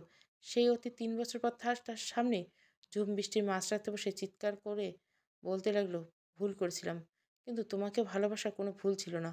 মানা, আমি তোমাকে ছাড়া বাঁচবো না, প্লিজ আমাকে ছেড়ে যেও না। আচ্ছা, এই আত্মচিৎকার কি মানহার কাছে পৌঁছাবে? দিশেহারা হয়ে একা একা চিৎকার করে যাচ্ছে, গাড়ির দিকে কোনো খেয়াল নেই। তীব্র গতিতে একটা বাস মিফতাসের দিকে ছুটে আসছে। মিফতাসের রুম, মিফতাসের স্টাডি রুম তন্ন তন্ন করে চিঠি খুঁজতে ব্যস্ত আরহাম। যেন চিঠি পেয়ে গেলে পেয়ে যাবে তার ভিনদেশিকে। আরহাম নিজের মোবাইল থেকে বারবার কল করছে মিফতাসকে, কিন্তু কোনো রেসপন্স নেই। হতাশ হয়ে নিজের রুমে বসে পড়ল। একটা ক্লু আছে, তার ভিনদেশি তারাকে খুঁজে পায়, সেটা যদি না পায় তাহলে। আরহাম নিজের রুমে ড্রয়ারগুলো চেক করতে লাগলো। হুট করে খুঁজতে খুঁজতে চোখ যায় পুরনো একটি খামে। হাত বাড়িয়ে সেটাকে উঠিয়ে নিল আরহাম। উপরে প্রেরক জায়গায় লেখা রহস্যময়ী ভিনদেশি। আরামের হাড় মনে হয় এক্ষুনি লাফিয়ে বের হয়ে আসবে, এত জোরে বিট করছে। খামটা থেকে চিঠিটা বেরোচ্ছে, মনে হচ্ছে এখানে হয়তো শুরু নয়তো শেষ। এই চিঠি তার ভালোবাসার শেষ স্মৃতি। চিঠিটা খুলবে ঠিক এমন সময় আরামের ফোনটা সশব্দে বেজে ওঠে। হুট করে রিংটোনের আওয়াজ যেন আরামের হৃদয়ে আতঙ্ক সৃষ্টি করলো। এমনটা হওয়ার কোনো কারণ খুঁজে পেল না আরাম। কলটা রিসিভ করে কানে তুলতে ওপাশের মানুষটার কথা শুনে হাত থেকে ফোনটা পড়ে গেল। দৌড়ে বের হয়ে গেল, যে অবস্থায় ছিল সেই অবস্থায়। দিশা বেগম আরহামকে হন্তদন্ত হয়ে বেরোতে দেখে ঘাবড়ে গেলেন। কিছু জিজ্ঞাসা করবেন, কিন্তু নাগালে পেলেন না। মিফতাজের বাবা বাড়িতে নেই, ডাক্তার দেখাতে চেন্নাই গিয়েছেন। দিশা বেগম মনের মধ্যে কেমন খচখচ করছে। তিনি মনে মনে মানহাকে গালি দিতে থাকলেন। যেদিন থেকে এই বিয়ের কথা হচ্ছে, সেদিন থেকে তার ছেলের জীবন থেকে মনে শান্তি চলে গেছে। তার ছেলের মুখের দিক থেকে কোনো আনন্দ নেই, উল্লাস নেই। সবসময় মুখটা মেঘ মেঘে ঢেকে থাকে। আদুরি নাজিয়াকে পড়ানো শেষ করে ফ্রেশ হয়ে অহনার দেওয়া একটা পেঁয়াজ কালার শাড়ি পরছে। ভেজা চুলগুলো মেলে দিয়ে নাজিয়া রুমে শুয়ে আছে। এমন সময় অহনা পাশের ফ্ল্যাটের ভাবি আসলেন তার 3-4 বছরের বাচ্চাকে নিয়ে। বাচ্চাটার নাম ইতুমণি। ইতুর সাথে আদুরির ভাব আগে থেকে। ভাবি আদুরিকে দেখে বলে, তুমি একটু ইতুকে রাখো, আমি অল্প সময়ের জন্য বাইরে যাব। আদুরি খুশি হয়ে বলে, এটা তো বেশ আনন্দের কথা। আচ্ছা ভাবি, ওকে রেখে যান, আমার সময়টা ভালোই কাটবে। বাচ্চা দেখলে আদুরির হৃদয়টা হাহাকার করতে ওঠে। এমন একটা বেবি, সুন্দর একটা পরিবার তারও থাকার কথা ছিল, কিন্তু সে কেন শূন্য? তার জীবনে ভালোবাসা কি তবে কাল হলো তার জন্য? ইতু আদুরিকে বলে, মামুনি ও মামুনি। ইতুর কথা শুনে ভাবনা থেকে বের হলো আদুরি। আদুরির মা আর ইতুর মা একই ভার্সিটিতে পড়তো। আদুরি ইতুকে কোলে নিয়ে বসার রুমে আসলো। অহনা তখন টেবিলে খাবার সাজাতে ব্যস্ত। অহনা আর চোখে ইতুর দিকে তাকিয়ে বলল, বাহ, শাড়িতে তোমাকে বেশ মানিয়েছে তো। আদুরি নিশ্চুপ। অহনা আবার বলল, জানো, আজ 3 বছর পর আমার ভাই দেশে ফিরছে। মা বাবা তো গ্রামে থাকে, তাই এখানে উঠবে। ওর সাথে আমরা কাল সকালে গ্রামে যাব। 1 সপ্তাহ তোমার আসতে হবে না। এবার আদুরি চুপ। অহনা বলল, আদুরি, কি হয়েছে তোমার? কিছু নিয়ে টেনশন আছো? আদুরি বেখেয়ালিভাবে বলল, কই না তো। তাহলে এমন মনমরা হয়ে আছো যে? আদুরি উত্তর দেবে তার আগে কারো কণ্ঠ শুনতে পাই, কেমন আছে চাপা? এভাবে কেউ দরজা খুলে রাখে? হাসপাতালের করিডোরে অপেক্ষা করছে আরহাম। অপারেশন থিয়েটারে মৃত্যুর সাথে লড়ে গেছে মিফতাজ। আরহাম ইতিমধ্যে মাহমুদ সাহেবকেও কল করছে। তারা এসে পড়বে হয়তো কিছুক্ষণের মধ্যে। দিশা বেগম এসে কান্নাকাটি জুড়ে দিল। মাহমুদ সাহেব দিশা বেগম করে দিতে, দিশা নিজেকে সামলাও, এখন প্রার্থনা করো, বিপদে ধৈর্য হারা হলে চলে না। দিশা বেগম মাহমুদ সাহেবকে জড়িয়ে ধরে বলল, এসব কিছু ওই মেয়ের জন্য হয়েছে, ওই মেয়ের জন্য আমার ছেলের কাল হয়েছে। আমি কি করব বলো? কীভাবে বাঁচবো? আমার তো একটাই ছেলে। আরহাম কিছুটা দূরে দাঁড়িয়েছে। কি থেকে কি হয়ে গেল সব কেমন গুলিয়ে যাচ্ছে। মানা ফ্লোরে বসে বেডের উপর মাথা রেখে গভীর চিন্তায় মগ্ন। তার এত সুন্দর জীবন কিভাবে নরকে পরিণত হলো। মানা রুনা বেগমকে মামিমা ডাকতো, নিজের মেয়ের মতো আগলে রাখতো মানাকে। এক মুহূর্তে, কয়েক মিনিটে সব শেষ হয়ে গেল। মিফতাজের সাথে মানার পরিচয়টা হয়েছিল কাকতালীয়ভাবে। পরিচয় থেকে বন্ধুত্ব, তারপর ভালোবাসা। সব মিলিয়ে 2 বছর কেটে গেছে, কিন্তু সব হিসাব, তার সমীকরণ বদলে যায় যেদিন রাজুকে মিফতাজের সাথে দেখে। ওই তো মাসখানেক আগে ঘটনা। মানহা আর মিফতাজ শপিং মলে গিয়েছিল। হুট করে মিফতাজ মানহাকে রেখে কোথাও চলে গেল। মানহা একটা দোকানে, সে দোকানে ঘুরতে ঘুরতে করে দুটো মানুষের উপর দৃষ্টি আটকে যায়। তৎক্ষণাৎ নিজের হাত দিয়ে পরনের কুর্তা আঁকড়ে ধরে নিজেকে শান্ত করার চেষ্টা করে। সোজা শপিং মল থেকে বেরিয়ে চলে আসে। নিজে রুমে এসে ওয়াশরুমে চলে যায়। শাওয়ারের নিচে বসে পড়ে। চিৎকার করে বলে, যদি তুমি জড়িয়ে থাকো কোনোভাবে এসবের সাথে, আমি কখনোই তোমাকে ক্ষমা করতে পারবো না। শাস্তি তোমাকে পেতেই হবে তাজ। এত সহজে ছাড়বো না অপরাধীদের। খানিক বাদে আবার নিজেই বলে, হয়তো আমি বেশি ভাবছি, হতে পারে অন্যভাবে পরিচিত এসব তাজের কোনো হাত নেই। আমার ধারণা ভুল হতে পারে, কিন্তু আমাকে খোঁজ নিতেই হবে। ঘণ্টাখানেক শাওয়ার নিয়ে বের হয়ে সেদিন থেকে নজরদারি করা শুরু করে মিফতাজের উপর। দিন যত যেতে থাকে প্রমাণ সব মিফতাজের বিরুদ্ধে যেতে থাকে। মানা তখন বুঝতে পারে মিফতাজও নিজেই দায়ী। তখন পুরোপুরি ভেঙে পড়ে, কিন্তু সেটা নিজের মধ্যে রেখে নিজেকে সামলে মিফতাজের শাস্তি দেওয়ার পথ অন্য বেছে নেয়। যদিও শাস্তি মানা নিজেই ভোগ করছে বেশি। সব শেষ। এভাবে সবটা শেষ না হলেও পারত। এত মানুষ থাকতে সেই অপরাধীর তালিকায় মিফতাজকে কেন থাকতে হলো? কেন? এই কেনর উত্তর কি জানা আছে? এত বছর পর সেই পরিচিত কণ্ঠ শুনে এক মুহূর্তের জন্য মনে হলো আদুরি শ্বাস বন্ধ করে ফেলছে। পিছু ফিরে মানুষটার দিকে দেখবে, সেই শক্তিটুকু নেই। নিজেকে সামলানোর বৃথা চেষ্টা করে যাচ্ছে। নাজিয়া দৌড়ে এসে আদিকে জড়িয়ে ধরে বলল, মামু। অহনা বলল, এখন কি দরজায় দাঁড়িয়ে থাকবি নাকি ভেতরে আসবি? আদি আরো দু কদম বাড়ল। আদির হার্টবিট হুট করে বেড়ে যাচ্ছে। এমন কেন হচ্ছে বুঝতে পারছে না আদি। আদুরির সামনের দিকে ফিরবে তার আগে ইদু বলে, মামুনি, পানি খাবো, পানি দাও। আদুরি টেবিল থেকে পানির গ্লাস করে পানি এনে ইতুর মুখের সামনে ধরল। আদির দৃষ্টি নিবন্ধ হলো আদুরির দিকে। বুকের ভেতর মোচড় দিয়ে উঠল। হাতে থাকা শক্ত ব্যাগটা ধরল। দৃষ্টি ঘুরিয়ে অহনা স্থান পর্যবেক্ষণ করলো। অহনা কিচেনে। আদি হাত দিয়ে শার্ট দুটো বাটন খুলল। আরও দু কদম সামনে এসে নিম্নস্বরে বলল, আদুরি। আদির মুখে এত বছর পর আদুরি ডাকটা শুনে বজ্রপাতের ন্যায় শোনালো। হাতের থেকে কাঁচের গ্লাসটা শব্দ করে টুকরো টুকরো হয়ে ছড়িয়ে ছিটিয়ে রইল। অহনা কিচেন থেকে আওয়াজ দিল, কি ভাঙলো রে? আবার নাচ? নাচ বলে আম্মু, গ্লাস ভেঙে গেছে ম্যামের হাত থেকে। অহনা আর কিছু বলল না। আদুরি উঠে দাঁড়ালো। ততক্ষণে ইতুকে পানি পান করাচ্ছে। আদুরির সামনে তাকিয়ে চোখ ফিরিয়ে নিয়ে বলল, মিসেস আদুরি। আদির হৃদয়ে এই কথাটুকু বজ্রপাতের মতো আঘাত করল। তবু হেসে মনে মনে বলল, ভালোই আছো। কেউ হয়তো চেয়েছিল খারাপ থেকে, কিন্তু আলহামদুলিল্লাহ ভালোই আছি। মেয়েটা তোমার কি মনে হয়? বড্ড মিষ্টি মেয়ে। নাম কি? সেসব আপনার না জানলেও চলবে। আদি দীর্ঘশ্বাস ছেড়ে বলে, আমি কেমন আছি জিজ্ঞাসা করবে না? আদুরি কিছু না বলে কিচেনে চলে গেল। কিচেন থেকে ঝাড়ু এনে বেলচায়নায় কাচের টুকরোগুলো উঠিয়ে দিয়ে ময়লার ঝুড়িতে ফেলে দিল। আদি তৎক্ষণাৎ রুমের ভিতর চলে গেছে। বুকের ভিতর তীব্র যন্ত্রণা হচ্ছে। আচ্ছা, আদুরি ভালোই আছে, এটা দেখে আমি খুশি কেন হতে পারলাম না?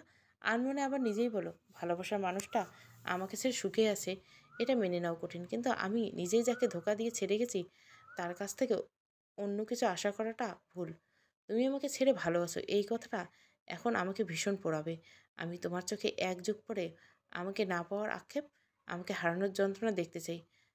আমি বড্ড স্বার্থপর আদুরি, বড্ড বেশি স্বার্থপর।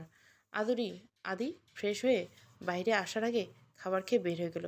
রাস্তায় নেমে রিক্সা ডেকে ওঠার পর পাঁজরে ঝড় উঠল। তা কি সহজে ভালোবাসা সারলে যে ভালোবাসা পাওয়া যায় না। আদি খাবার টেবিলে বসে এদিক ওদিক তাকে আদরিকে খুঁজছে। অহনা বলে, "কি রে, কিছু লাগবে?" নাজি বলে, "মামা মনে হয় ম্যামকে খুঁজছে, তাই না মামা? তুই কি আদরিকে চিনিস নাকি?" "হ্যাঁ, আম্মু তো চেনে।" মামা তো কত সুন্দর করে ম্যামকে জিজ্ঞাসা করলো, "কেমন আছো?" কিন্তু ম্যাম মামাকে জিজ্ঞাসা করেনি। তাই মামা আমারও বলবো, আমাকে জিজ্ঞাসা করবে না? ম্যাম কিছুই বললো না, তাই হয়তো ম্যামকে খুঁজছে। অহনা কিছু বলবে তার আগে আদি বলল, "আমি এসব নিয়ে এখন কথা বলতে চাইছি না বাবা, আপা।" উম আদির খেয়াল ছিল না নাজিয়া যে তার পাশেই দাঁড়িয়েছিল। অহনা আর কিছু জিজ্ঞাসা করল না। এত বছর পর এসেছে, তাই আর ঘাটলো না, পরে জানা যাবে। রতন সাহেব থানায় এসে একটা মিসিং ডায়েরি করলো। এভাবে তো আর বসে থাকা যায় না। একটা রাত, একটা দিন চলে যায়, একটা রাতের আগমন করছে। তবু মেয়েটার কোনো খোঁজ পাওয়া গেল না। কি অবস্থায় আছে, বেঁচে আছে নাকি? এসব ভাবলে চোখ ভরে হয়। ভঙ্গ হৃদয় নিয়ে বের হলো থানার দিকে। একটা রিক্সা ডেকে উঠে পড়ল রিক্সায়। বেশি সময় ৩০ মিনিটের মধ্যে পৌঁছে গেল। আদুরি আর রুনা বেগম আয়াতকে ধরে কোথাও নিয়ে যাচ্ছে। রতন সাহেব দ্রুত আসলেন, অস্থির কণ্ঠে জিজ্ঞাসা করলেন, "কি হয়েছে?" "সেসব পরে শুনবে। আগে দ্রুত আমার মেয়েটাকে হসপিটালে নেওয়ার ব্যবস্থা করো।" রতন সাহেব আয়াতকে কোলে তুলে নিল। কাছাকাছি একটা ক্লিনিকে নিয়ে গেল। সেখানে ডাক্তার বলল, "এখানে হবে না, ওনাকে কোনো বড় মেডিকেলে নিয়ে যান। অনেক রক্তক্ষরণ হয়েছে, ইমিডিয়েটলি অপারেশন করতে হবে।" অ্যাম্বুলেন্স থেকে আয়াতকে ঢাকা মেডিকেল কলেজে নিয়ে আসা হলো। একই হাসপাতালে দুটো মানুষ মৃত্যুর সাথে লড়ে যাচ্ছে। মিফতাজের জ্ঞান ফিরে এসেছে ঘণ্টাখানেক আগে, কিন্তু সে কোথাও যাওয়ার জন্য ছটফট করছে। আরাম মিফতাজের পাশে এসে বসে বলে, "তাস, তুই বাচ্চা না, এই শরীরে এমন বিহেভিয়ার করা মানায় না। আর শরীর কি হবে রে? মনটাই যেখানে মরে গেছে। আমি সব হারিয়ে ফেললাম ভাইয়া, সব। আমি আর বাঁচতে চাই না। আমি জানি মানহা আমাকে ক্ষমা করবে না। এই পাপের ক্ষমা হয় না। আমাকে এক্ষুনি যেতে হবে। যেতে দাও প্লিজ, আমার জন্য এটুকুর ব্যবস্থা করে যাও। রিল্যাক্স দাস, যেখান থেকে শেষ সেখান থেকে নতুন কিছু শুরু। শুধু খারাপ সময়টাকে ধৈর্য ধরে পার করতে হবে, ধৈর্য হারা হলে চলবে না। আমি নতুন কিছু চাই না, আমি আমার মানহাকে চাই। ওকে ছাড়া আমি কি করে বাঁচবো? তুমি প্লিজ ওকে বোঝাও, আমি এমন ছেলে না। সেদিন যা হয়েছিল সব ভুল হয়েছিল। ওকে বোঝাবো প্লিজ, আমার মানহাকে আমার কাছে ফিরিয়ে দাও। আমাকে যেতে দাও মানহার কাছে। মানাকে তুই আটকে রেখেছিস? হ্যাঁ, এবার যেতে দাও, আমাকে যেতে হবে। তুই আমার কাছে ঠিকানা দে, আমি ওকে নিয়ে আসছি। আনতে হবে না, আমি কাউকে বিশ্বাস করি না। আমি ছাড়া মানহার কাছে কেউ যাবে না। তাহলে তুই সন্ধ্যা পর্যন্ত অপেক্ষা কর। আরহাম কেবিন থেকে বের হয়ে ডাক্তারের সাথে কথা বলল। ডাক্তার আরহামের কথা মতো মিফতাজকে ঘুমের ইঞ্জেকশন পুশ করতে বলল। আরহাম বাসা আসলো দ্রুত। চিঠিটা বেডের উপর পড়ে আছে। এসি ছেড়ে দিয়ে চিঠিটা নিয়ে খুলে বসে বলল। চিঠি খুলে পড়া শুরু করলো। শ্রদ্ধে আরহাম, পত্রের শুরুতে জানাই অনেক অনেক সম্মান। আপনাকে কি বলবো আর কোথা থেকে শুরু করব বুঝতে পারছি না। আচ্ছা, সত্যিটা জানার পর আমাকে ভালোবাসবেন নাকি ঘৃণা করবেন, পুরোটা আপনার ব্যাপার, কিন্তু সত্যি তো বলতে হবে। আমার নাম মাহিবানা, সেটা হয়তো আপনি আন্দাজ করতে পেরেছেন। আপনার সাথে কথা বলার শুরু থেকে আপনার সাথে কাটানো প্রতিটি মুহূর্ত আমার মনে থাকবে। তবে আজ কথাগুলো বলতে হবে, কারণ আপনি হয়তো আমাকে ভালোবাসতে শুরু করছেন। আমি অনার্সে পড়ি না, ইন্টার ফার্স্ট ইয়ারের স্টুডেন্ট। আচ্ছা, আপনার মনে আছে যেদিন আপনাকে প্রথম প্রপোজ করি, ওই দিনের কথা? সেখানে আসলে ডেয়ার ছিল। আমার ফ্রেন্ড সার্কেল মিলে ডেয়ার দিছিল একজন অপরিচিত ছেলেকে প্রপোজ করতে। আরহাম নামটা আমার পছন্দের লিস্টে, তাই এই নাম লিখে সার্চ করতে আপনার নামটা সামনে চলে আসে। আর আপনার প্রোফাইল যেহেতু লক, প্রোফাইল খুলে আপনাকে ভদ্র মনে ছিল, তাই প্রপোজটা আপনাকে করি। আপনার রিয়াকশন থেকে তো আমরা হাসতে হাসতে শেষ। সেদিন থেকে শুরু, আস্তে আস্তে আমাদের বন্ধুত্ব হলো। মেসেজ থেকে কলে কথা হলো, আপনার সাথে দুষ্টু মিষ্টির সময় কাটলো। আচ্ছা, তবে এখন কেন কথা বন্ধ করতে চাইছিস, এই প্রশ্ন জাগছে তো? আসুন উত্তর দিয়ে দিই। আমার মনে কোথাও কেমন অদ্ভুত ফিলিংস হচ্ছে আজকাল। এই দূরত্ব, তার ভিনদেশি সম্পর্ক এখানেই শেষ করতে যাচ্ছি। যখনই আমার কথা মনে পড়বে, আনমনে আকাশের দিকে, উড়ে চলা মেঘের দিকে তাকাবেন। মনে করবেন আমি এই উড়ো মেঘ, যে আসে কিন্তু স্থায়ী হয় না, যেভাবে আসে সেভাবেই চলে যায়। এভাবে হুট করে আসা আয়োজন চলে যাওয়া বৃষ্টির মতো, যে এসে ক্ষণিকের আনন্দ নিয়ে চলে যায়। এবার বলো তো, আমাকে ক্ষমা করতে যায় কি? উত্তরের অপেক্ষায় তোমার ভিনদেশী তারা। এবার বলো তো, শেষে তুমি কি করে যেন বলেছিলে? কারণ তুমি আমার দূরে থাকা ভীষণ ভালো বন্ধু। চিঠিটা বন্ধ করে আরহাম দীর্ঘশ্বাস ফেলল। ঠোঁটের কোণে এক টুকরো হাসির ঝিলিক ফুটে ওঠে। শেষ কনভারসেশনের কথা মনে পড়ে। মাহিবার স্টোরিতে নিজের পিক দিয়েছিল, যদিও পুরোপুরি বোঝা যাচ্ছিল না, তবুও কেন জানি আরামের মনে হলো মাহিবাকে শুধু সে দেখবে, তাই তো বলেছিল। আপনার পিক দেখলাম স্টোরিতে, তো কি সমস্যা? নিঃসন্দেহে আপনি রূপবতী। আপনার স্টোরি পিক দেখে অনেকে আপনার প্রেমে পড়বে। প্রেমে পড়লে পড়তেই পারে, তাতে আপনার কি সমস্যা? আমি আপনার প্রেমে পড়ে গেছি, তাই এটা মানব না অন্য কেউ আপনার প্রেমে পড়ুক। বাজে কথা না বলে নিজে কাজে কথা বলুন। একটু বাজে কথা বলিনি। এখন থেকে আপনার পিক স্টোরিতে নয়, আমার ইনবক্সে আসবে। এরপর মাহিবার আর কোনো রিপ্লাই আসেনি, আজও আসেনি। প্রতি রাতে ওই আইডি চেক করা হয়, যদিও কখনো আবার জ্বলে ওঠে মাহিবার নামের পাশে সবুজ বাতি। সেই আশায় একতরফা ভালোবাসা বড্ড পীড়াদায়ক। না সামনের মানুষকে বোঝানো যায়, না নিজেকে বোঝানো যায়। আয়াতের অবস্থা কিছুটা উন্নতি হয়েছে। ডাক্তার মেহেকনাজ বললেন, আমার মনে হয় আয়াত সুস্থ হয়ে উঠবে খুব তাড়াতাড়ি।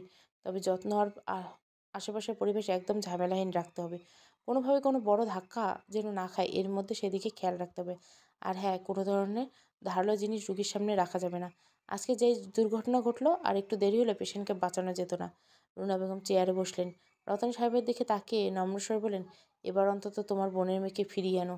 আমার মেয়েটা সুস্থ করার একটা চান্স পেয়েছি, সেটা যেতে দিও না। আদ্রি বলে, মা তুমি চিন্তা করো না, যেভাবে হোক মানহাকে খুঁজবো। আয়াতের সুস্থ প্রয়োজন, মানহাকেও প্রয়োজন। মিফতাজ লুকিয়ে বের হয়ে যাওয়ার সময় কথাগুলো কানে গেল। থমকে দাঁড়িয়ে পুরো কথা মনোযোগ দিয়ে শুনল। হাতে পায়ে মাথায় ব্যান্ডেজ, কোনো মতে বের হয়ে আসলো। ড্রাইভারকে আগেই বলে রেখেছিল। মিফতাজের কথা মতো নার্স মিফতাজকে ঘুমের ইঞ্জেকশন পুশ করেনি। ডাক্তার বলার পরেও এরপর নার্সকে মোটা অঙ্কের টাকা দেবে। আর আমার ডাক্তারের কথোপকথন নার্স নিজের কানেই বলেছে মিফতাজের কাছে।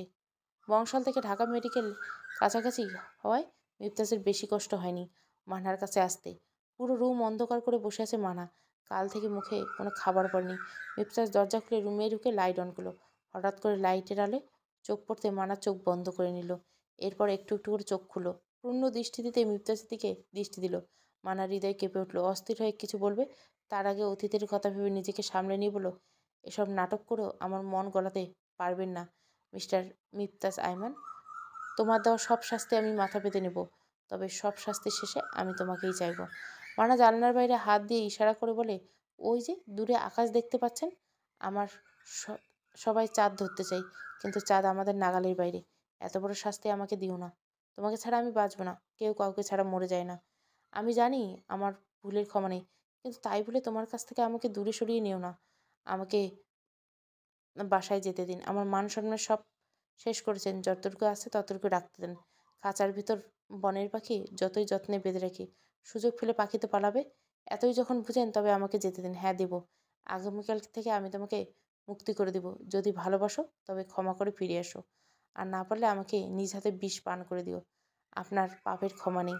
মিফতাজ দু কদম সামনে এসে বলে, যান, আমার চোখের দিকে তাকাও একবার। এই চোখে চোখ রাখো, যান। চলবে। প্রথম পর্ব আর একটা পর্ব আছে। পর্বটা ভালো লাগলে অবশ্যই লাইক, শেয়ার এবং সাবস্ক্রাইব করবেন। Thank you for watching.